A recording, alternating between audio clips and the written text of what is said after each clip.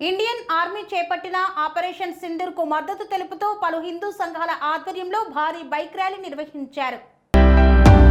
మంచిర్యాల జిల్లా చెన్నూరు పట్టణంలో Indian army చేపట్టిన ఆపరేషన్ సింధూర్ కు మద్దతు తెలుపుతూ పలు రాజకీయ పార్టీల నేతలు, ప్రజా సంఘాల నాయకులు, హిందూ సంఘాల ఆధ్వర్యంలో బైక్ ర్యాలీ నిర్వహించారు. ఉగ్రదాడిలో ఆసువులు బాసిన అమాయక భారత పౌరుల ఆత్మశాంతికై ఒక్క నిమిషం మౌనం పాటించారు. పహల్గామ్ ఉగ్రదాడికి ప్రతిచర్యగా ఇండియన్ ఆర్మీ చేపట్టిన ఆపరేషన్ సింధూర్లో భాగంగా పాక్ ఆక్రమిత కాశ్మీర్లో 9 ఉగ్రవాద స్థావరాలపై భారత్ వైమానిక దాడి జరిపి 30కి పైగా ఉగ్రవాదులను హతమార్చడం హర్షించదగ్గ విషయమని పలువురు పేర్కొన్నారు. ఉగ్రవాదాన్ని పెంచి పోషిస్తున్న పాకిస్తాన్కు భారత ప్రభుత్వం తగిన బుద్ధి చెప్పాలని ఆకాంక్షించారు.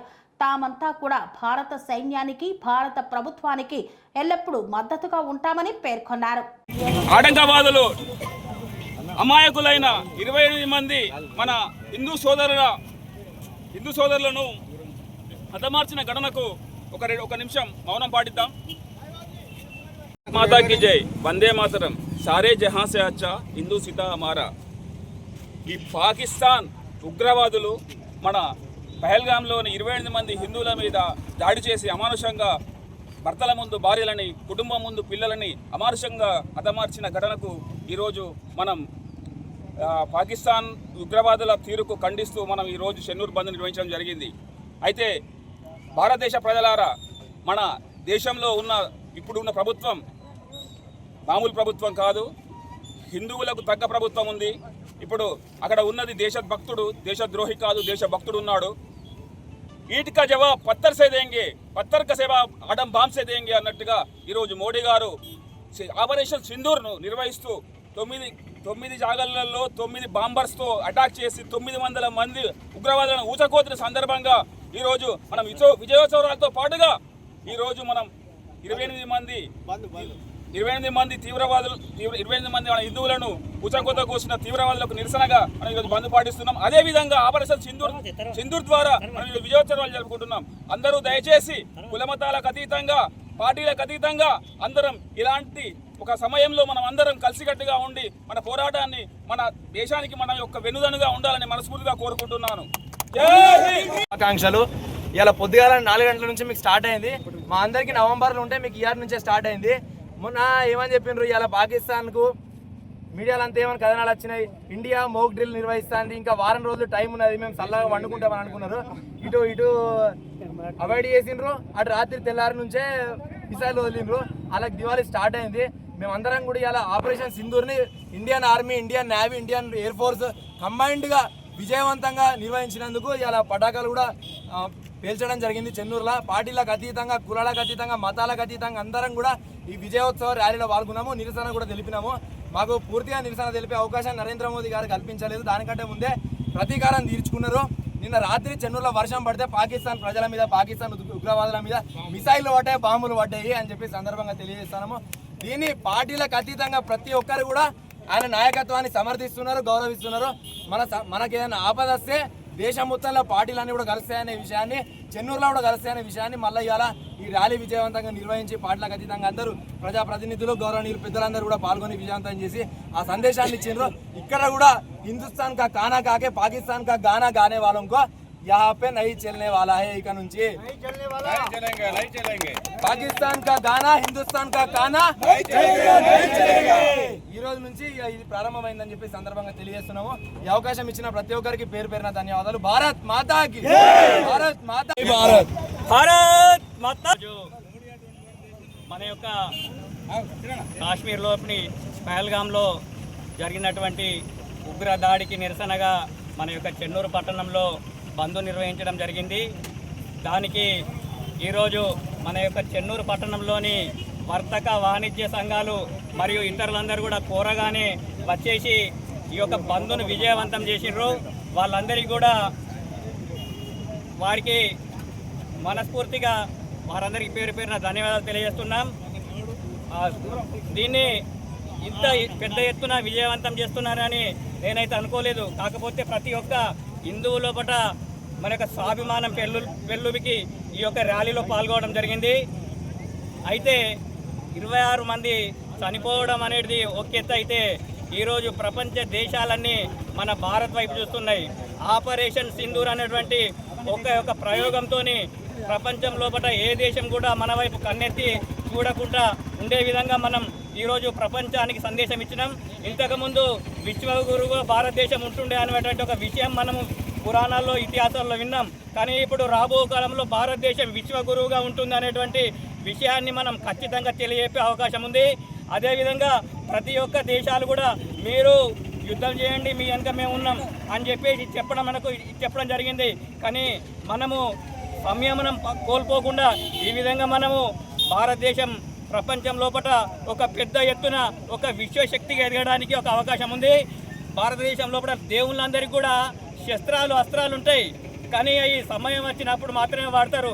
నా దేవతలందరూ శస్త్రధారులే, కానీ కరుణామూర్తులైన రణకర్కశులే. అంటే అవసరం వచ్చినప్పుడు ఆ శస్త్రాన్ని ఉపయోగించడానికి ఖచ్చితంగా ముందర ఉంటారు మన దేవుళ్ళు. కాబట్టి వాళ్ళ యొక్క స్ఫూర్తిని తీసుకొని మనము అవసరం వచ్చినప్పుడు మనం అందరం ఏకీకృతం ఈ విధంగా ఇవాళ ఎట్లయినామో మిగతా రోజులలో కూడా ఏదన్నా దేశానికి ధర్మానికి ఆపద వచ్చినప్పుడు ఖచ్చితంగా మనం అంతా కలిసికట్టుగా ఉంటామనేటువంటి విషయాన్ని తెలియజేస్తూ ఈ యొక్క ర్యాలీ నిర్వహించినటువంటి అందరికీ నా యొక్క మనస్ఫూర్తిగా హిందూ ఐక్య వేదిక సంఘం ఆధ్వర్యంలో అందరికీ కృతజ్ఞత తెలియజేస్తున్నాను. భారత్ మాతా జై జై భారత్. నా ఆడపడుచుల, నా ముద్దు బిడ్డల సింధూరాన్ని దూరం చేసిన ముష్కరులు, ఉగ్రవాదులు, తీవ్రవాదులు ఎవరైతే నయవంచకులు ఉన్నారో వాళ్ళ రక్తంతో వీళ్ళకి సింధూర తిలకం దిద్దిన మన ప్రధానమంత్రి మోడీ గారి ఆలోచన విధానం నిజంగా మంచి శ్లాఘనీయం. ఎందుకంటే భారతీయ శక్తికి ఇదొక నిదర్శనంగా మనం చెప్పుకోవచ్చు. ఏకకాలంలో రాత్రి 1:40 9 ప్రాంతాలలో తీవ్రవాదుల ప్లేసులలో ఇంతమందిని ఒకటేసారి మిస్సైల్స్ తోటి అంతం చేయడం అనేది మామూలు విషయం కాదు. ఇది ప్రపంచ దేశాలలో భారతదేశానికి ఉన్న ఒక గొప్ప శక్తిగా మనం దీన్ని చూడవచ్చు.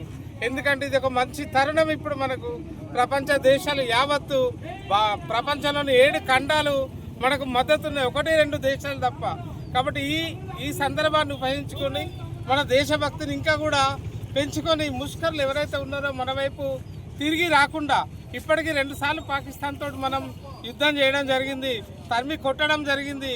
ఈ 3వసారి చేసే ఈ యుద్ధంతో మళ్ళీ పాకిస్తాన్ అనేది నామరూపాలు లేకుండా మన పేరు తలవకుండా ఉండాలి.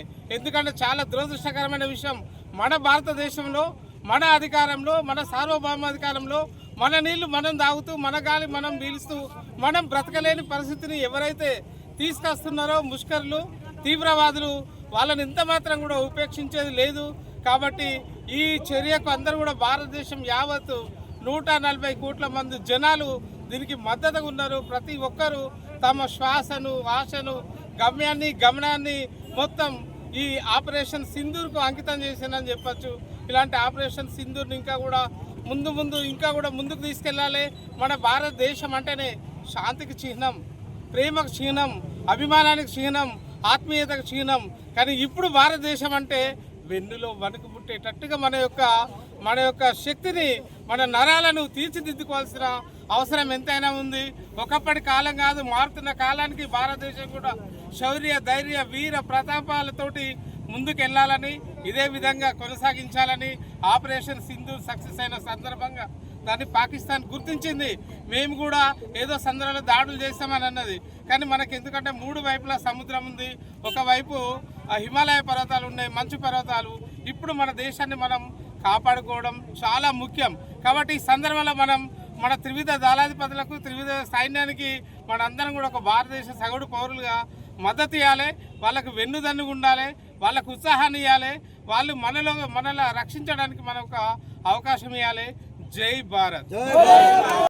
మన భారతీయ పౌరులపైన ఏదైతే పాకిస్తాన్ ముష్కరులు మరి దొంగచాటున దెబ్బతీసి మరి మన వాళ్ళని బలి తీసుకోవడం జరిగింది. దానికి మరి వాళ్ళ నిన్న మన కేంద్ర ప్రభుత్వం మరి రాత్రి 1:44 అయితే పాకిస్తాన్ తీవ్రవాదుల స్థావరాలు దాదాపుగా 9 స్థావరాలు, అంటే దాదాపుగా నాకు తెలిసి ఒక 1000-2000 మంది పాకిస్తాన్ ముష్కరులు ఉంటారు.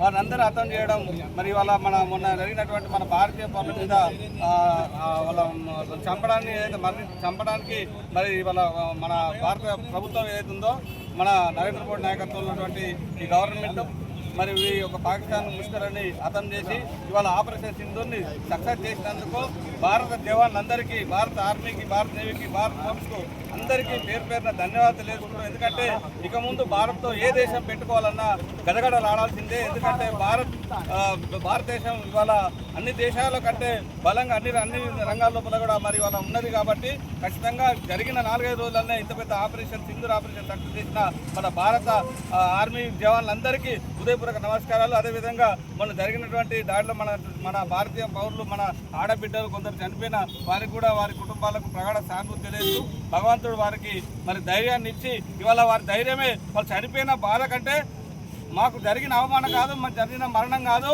మా మరణాలకు రెట్టింపు కావాలి, మా పాకిస్తాన్ కుక్కల్ని చంపాలని చెప్పేసి వారన్న ప్రేరేపణతో ఇవాళ మన ప్రభుత్వం మన ముందుకొచ్చి ఈ ఆపరేషన్ చేసినందుకు విజయవంతంగా వారందరికీ కూడా మరి ధన్యవాదాలు చేసుకుంటూ జై భారత్, భారత్ మాతాకి భారత్. మొన్న పహల్గామ్ దాడి అనేది పాకిస్తాన్ దేశం ఈ భారతదేశం నుండి విడిపోయి ఎన్నో ఇటువంటి దాడులు చేసింది. కానీ మొన్న పహల్గామ్ దాడి హిందూ బంధువులపై అతి నీచంగా, కిరాతకంగా భార్యల ముందు బట్టలు ఇప్పించి, అంగీలు ఇప్పించి చంపడం అనేది దారుణం. ఆ అమరులైన హిందూ బంధువులందరికీ నివాళులర్పిస్తూ ఈ యొక్క కార్యక్రమంలో చెన్నూరులో నిరసనగా బంధు తెలిపినటువంటి బంధువులు పాల్గొన్నటువంటి మా హిందూ బంధువులందరికీ ధన్యవాదాలు. ఇవాళ నేను చెప్తా ఉన్నా, పాకిస్తాన్ కుక్కలకి ఒకటే విన్నపం ఏంటంటే, ఇవాళ చరిత్ర చూసుకుంటే అలెగ్జాండర్ అటువంటి వాడు ప్రపంచాన్ని జయించిండు.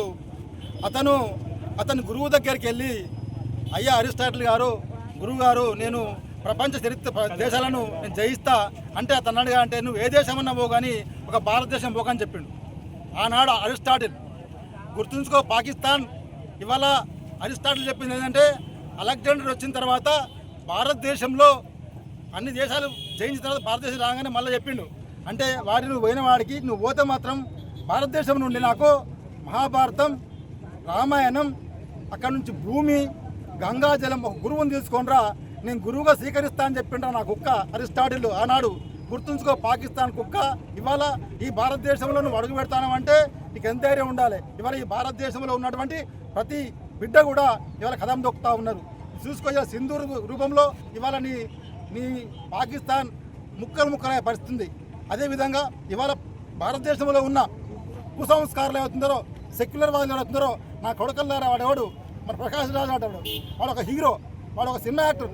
నేను చెప్తా ఉన్నా, ఈ తెలంగాణ చెన్నూరు నుంచి చెప్తా ఉన్నా, తెలంగాణ ఫిల్మ్ ఇండస్ట్రీలో వాడిని బహిష్కరించాలి.